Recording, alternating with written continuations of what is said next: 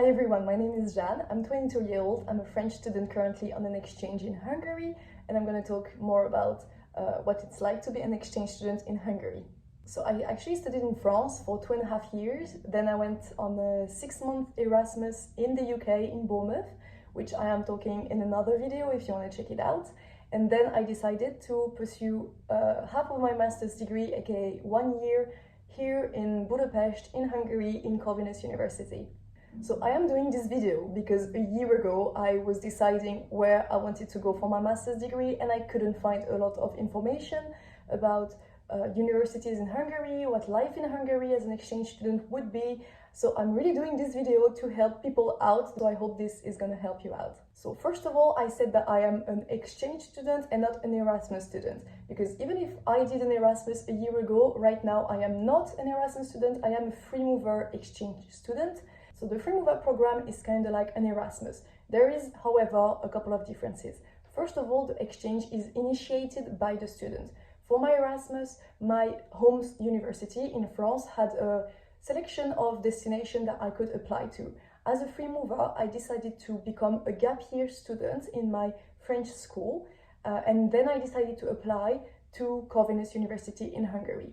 So basically, you do the selection process just as an international student. You do it on your own, it's your initiative. You go up to the school and ask them basically to be a student at their school, but you are at the end not getting the degree like an international student. We are not getting the degree of your host university, so I will not get the degree from Corvinus University.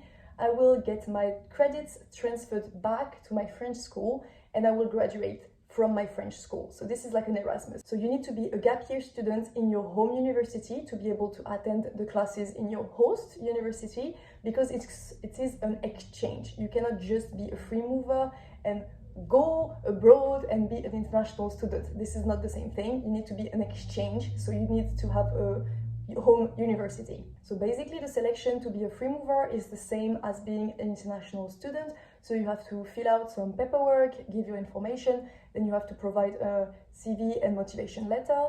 Then depending on your major, I am studying media and communication here in Corvinus. So I had no test of like mathematics or stuff like that. I just had one interview for which I had to learn some materials, and it was also a motivation interview, which was quite easy. The selection is not that hard, it's just going through the process and meeting the deadlines, and once you do, you are in. Basically, the selection is not super hard. Another positive aspect is that, for example, in my French school, I was not able to go on to Erasmus or to do an entire year abroad, but through the free mover program, I managed to actually be abroad for a year and a half total during my entire university degree. So this is great. The only downside of the free mover program is the money. You have to pay a lot of money to enroll in the free mover program. It's not like an Erasmus. So for my home university, I'm just paying the administrative fees in order to be a gap year student in this school, and then I'm paying all my fees to Corvinus University. For the free mover program, you are paying per credits, so per ECTS that you take. As I would like to transfer back to France and basically validate my 4th year, I need to have 60 ECTS, and in Corvinus it's I think 140 euros per credit. So you do the math, it's a lot of money. The price of the credits actually depends if you are a master student or a bachelor student, and it also depends which university you are going to. In Corvinus it was quite expensive.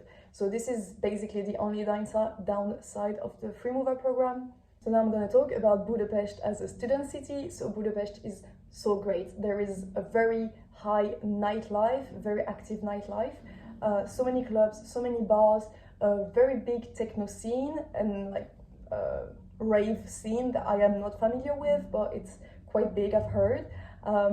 There is also a lot of things to do during the day, a lot of walk, museum, historical activities to do. Coffee shops are absolutely adorable here. There is always a new bar, a new restaurant, a new coffee shop to try out. The city itself is absolutely adorable. It's so beautiful, and it's coming from a French person, so saying that a city is beautiful is something to say. There is a lot of student associations. So as a student from Corvinus, there is ESN Corvinus, so Erasmus Student Network Corvinus, and there is also ELB, Erasmus Life Budapest, that are the two main student associations that organize events. With ELB, there is literally events every day, sometimes multiple events every day, so you do not have time to get bored. And the big plus of Budapest is the transportation system. It's amazing, it's amazing. There is buses, tram, metros all the time. They are functional, they are on time, they are here, they are cheap. I'm paying 9 or 10 euros for my monthly pass for all public transportation. And I genuinely think I never waited for the bus for more than 5 minutes in my year that I've been here. It's so great. And compared to France, honestly, this was such a huge improvement in the quality of my daily life. Now I'm going to talk about Hungary in itself. So Hungary is great because it is located in the middle of Europe, literally. It is so easy to travel and to travel for cheap. For now, I visited Bratislava, Prague, Vienna and Belgrade, but I've always gone by bus. It's so close. I think Vienna is not even 3 hours per bus, and also it's super cheap to fly. To fly from Budapest is relatively cheap, but the best deals are from Vienna airport, and you can just take a bus to go to Vienna and then fly from Vienna, and it's so cheap. So really Budapest to travel is great. Unfortunately, there is not that much to see in Hungary apart from Budapest. There is a couple of very cute villages, very cute places, lakes, whatever, that I have been to. It was very cute, but it's not big cities. There is not much to do in Hungary. That's why I would strongly advise to just take a bus or a train or whatever and visit all the neighboring countries. Now let's talk about Hungarian. Hungarian is impossible to learn. It's such a strong language. It is not a Latin language, so it's very opaque. It's not transparent at all. You cannot guess anything. You cannot guess what is written. It was actually quite a cultural shock because when I moved to the UK, I spoke good English, but it was still a different language. And it was very easy for me because even if you don't know what's written, for example, of the package of the product you're trying to buy, you can always kind of guess. But in Hungarian, it is absolutely not possible to guess. So at first, going grocery shopping was quite hard for me. You get used to it. But yeah, also as a French person, I thought that Budapest was very multilingual, that many people spoke both English and Hungarian. This is not the case. It is the case for young people and people working in touristic areas, but if I go to Lidl down my street, they do not speak English. People from the university, which my university Corvinus has, I think, a third of students that are international.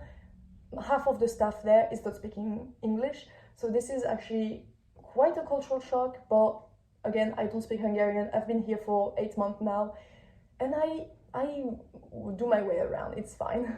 Now, if you want to work while you are studying in Hungary, it is possible. If you are a European citizen, you don't need an extra visa. If you are not from Europe, I don't know. You don't need an extra visa if you are European. You can just work anywhere, but you have to know that the pay in Hungary is actually super small. I think the minimum wage is between 2 and 3 euros per hour.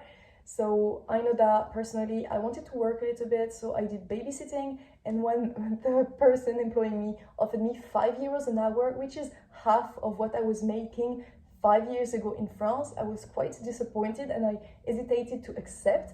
And when I saw that it was twice the minimum wage, I said yes, because yeah, that's just the way it is in Hungary. The pay is tiny, even though inflation is crazy. So you can work, but you're not going to earn much money. So now I'm going to talk about meeting people as an Erasmus or exchange student in Hungary. So it is actually quite hard to make new friends. It's not as natural. If you've seen my video about the UK, I did an Erasmus in the UK and it was so easy to make friends. Straight away, I made so many friends.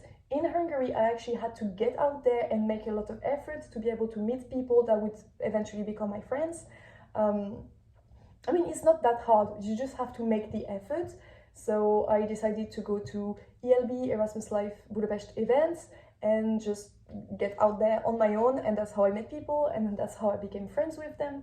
But yeah, you're not gonna meet friends through your classes, for example, or through uni events, because there is so little uni events. So yeah, you really have to get out there and make the effort to make new friends. Again, because Budapest is a big city, it is actually difficult to meet up again with the same people. So even if you go to Erasmus Life Budapest events. You will eventually see the same people over and over again, but it's quite hard because the city is so big and there is so many things to do. It is quite hard to meet again with the same people. So that's why I would recommend that the first 2 weeks of Erasmus are absolutely a key. It's a key element. You cannot miss the train, as we say. You have to get out there the first 2 weeks and just meet as many people as possible and try to make friends, because then the city is so big. If you are not friends with them, you will never see them again. So yeah. If you do want to go on Erasmus to improve your English and you choose Hungary, yes, your classes will be in English and every other Erasmus student will speak in English. But the problem is that because everyone is international and there is no native English speakers, or very few, it is quite hard to improve as much as if you were in an English-speaking country. So I did an Erasmus in the UK, I did an exchange student in exchange year in Hungary, and my friends from Hungary actually had less progress over 6 months than my friends that were in the UK. If you are only with international students, your accent will not improve that much, you will not learn local slang. So yeah, so now I'm going to talk about Corvinus University. So about the rhythm, the classes, the assignments. So this is my schedule and I have a lot of assignments. I think in total I have 10 classes, and each classes probably has 2 to 4 assignments. So the workload is actually, it's not a big workload, it's just a normal workload for a university. My first Erasmus exchange, I had no university, basically. It was very light workload. In Hungary, the workload will actually be a little bit more, especially in Corvinus University. It's not, I'm not drowning in assignments, but it is not super chill. Like I have to go to the library and study on a daily basis almost. I would say that Corvinus University is making you being actually academically challenged.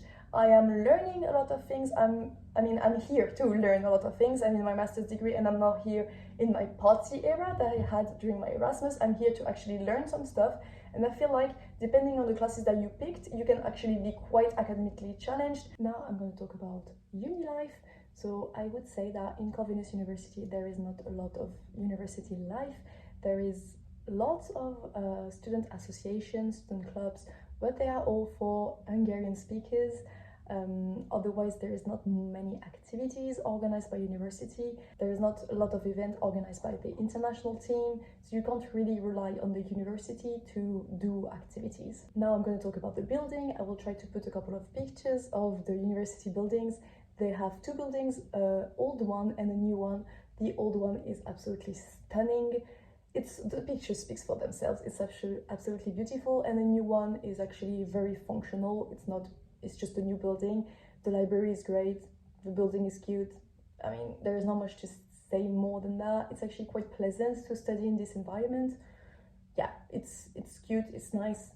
That's what I can say, really. Now about the values of the university and if Corvinus is recognized, I would say that Corvinus is really proning excellence. It's proning research quality, like they are really oriented toward theories, toward researchers, toward thesis, all of this. It's not a practical uni at all, but it is very recognized. From what I've heard in Hungary, Corvinus is quite a big university that is quite recognized. I know I benchmarked a lot of universities that were doing the communication and media master, and I think Corvinus is honestly the best one that I've stumbled upon. I mean, I'm paying a lot of money, but at the same time the university is quite recognized. It's ranked quite high in like the world rankings.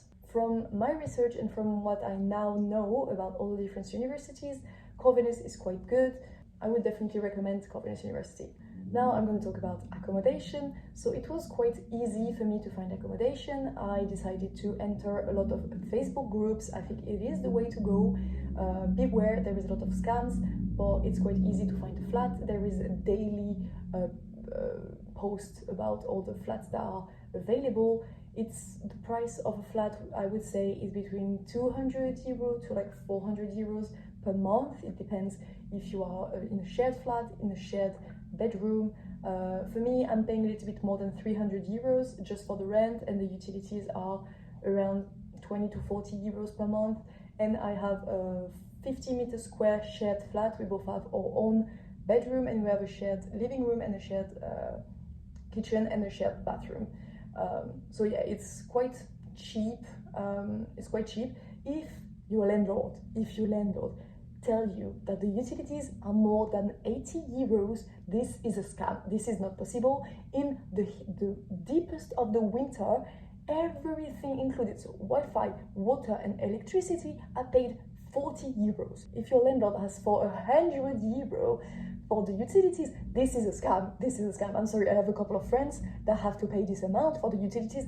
I do not see how this is possible. So there is a lot of international shared flat. I would definitely recommend to go for this. This is great to beat homesickness and not be alone in a small studio. It's great to meet people from different nationalities. It's actually quite a good cultural exchange, and it's also cheaper. Yeah, so I would definitely advise to go into a shared international flat. Now I'm going to talk about the budget. So as I said, my rent is a little bit over 300 euros. My utilities in the deepest of the winter were 40 euros, but now it's approximately between 25-30 euros. Groceries are between 200 and 400 euros per month. This is quite expensive. Inflation in Hungary is absolutely crazy. I'm talking right now as of April 2023.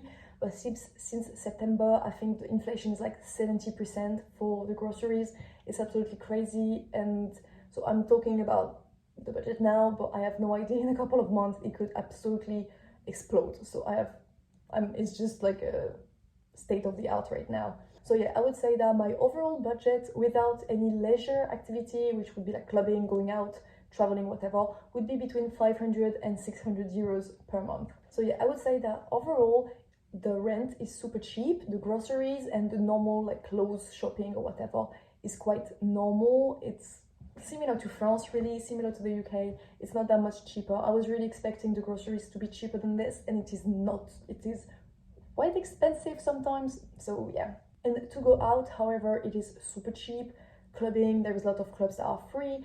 Pints are like 2 euros. If you pay more than 3 euros for a pint, it's really not worth it. So yeah, I would say that overall, leisure activities, fun times in Hungary are quite cheap. Now I'm going to talk about the downside of being an exchange student in Hungary. And the first thing I would mention is homesickness.